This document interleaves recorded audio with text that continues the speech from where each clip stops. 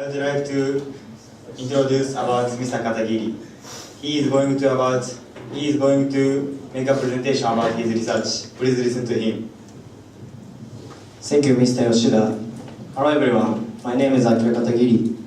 Today, I'd like to talk about the possibility of sports. So the first, I would like to introduce today's outline. So first is introduction, and from second to fourth is my study, finally is conclusion. Okay, let's start. No side, it is a signal which is ringing when the rugby match is end. So it means that, no side means that, when the match is end, friends and enemies are not the matter. So because of this, once a match is end, so players shake their hands with smile. So rugby also runs the signal, no side, the war between white people and black people. So there are a lot of racial discrimination in the world. So I focused on the apartheid in this semester. So it was because apartheid was abolished by rugby, and I am a rugby player. So that is why I choose this topic in this semester.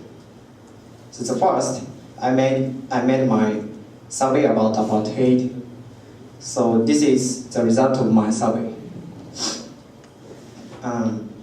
32 people replied to my survey, and I found a very interesting result.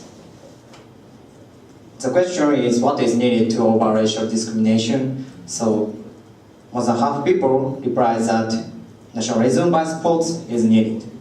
So I think that it has very big meaning. So what is apartheid?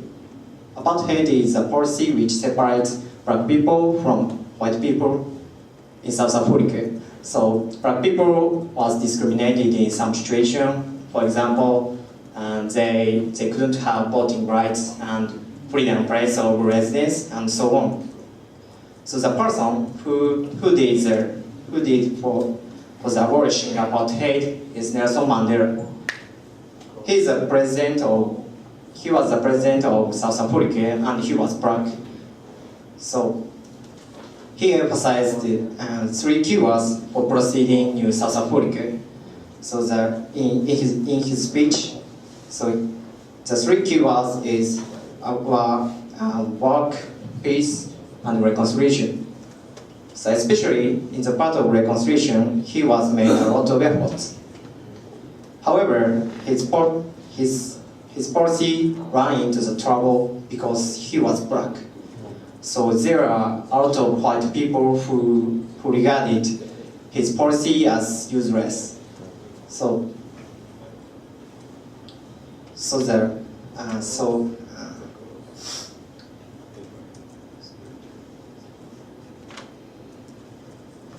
at that time he came up with using sports nationalism, and he focused on rugby especially. In the 1995 Rugby World Cup was hosted by South Africa. So it was also the first World Cup in which South Africa are allowed to compete. So it was because South Africa had struck their own name of in IRFB, International Rugby Football Board, by apartheid. So Nelson Mandela built up their own rugby team. So he provided them with something. For example, he provided some facilities, practice, and encouraged directly in his job, in his big jobs. So therefore, the team of rugby in South Africa becomes so much better. The article which was written by Asahi Shimbun said that the sports nationalism in South Africa had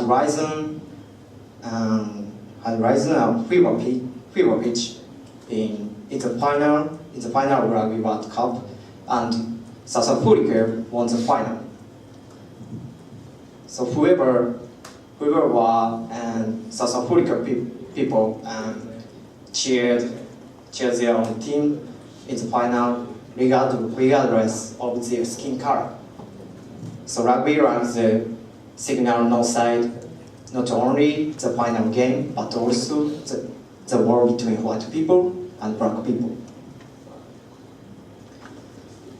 So black people and white people had a fight for a long time.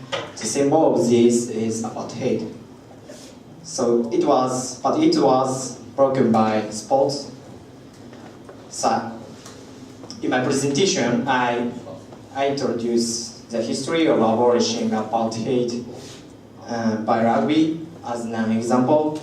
But I think that not only rugby, but also all sports have these possibilities like this. So certainly, all sports have these possibilities. However, whether the possibilities which sports have is brought out the best or not depends on us. So we want to be the former. So we grip the whistle for ringing the signal no side. These are references. Thank you for listening.